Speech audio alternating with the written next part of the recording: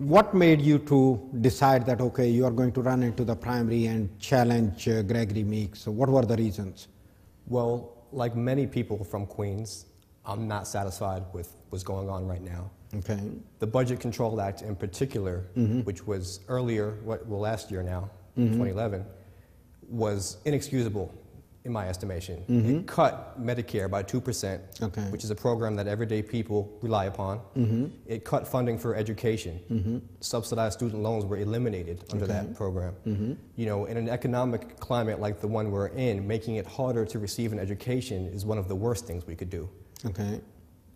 All at the same time, by the way, the wealthy continue to enjoy tax breaks, irresponsible tax breaks. The wealthiest Americans are not paying their fair share of taxes, and what we're getting is cuts to these programs on which everyday people rely. It's not acceptable, and it has to stop.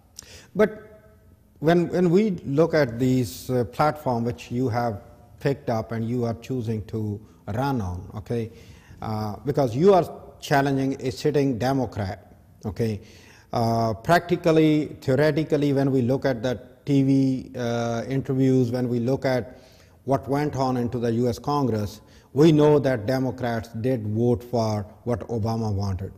Okay, how you plan to challenge Gregory Meeks on those grounds? Because he can always come and say, oh, I already voted for this. How you can challenge it? Right, well, we need to be clear that what President Obama wanted was to end the tax cuts for the wealthiest Americans. Now, he didn't get that. It was up to Congress to deliver that bill to him. He didn't get that. Congress dropped the ball. At the last minute, he told them to vote for it to prevent total calamity.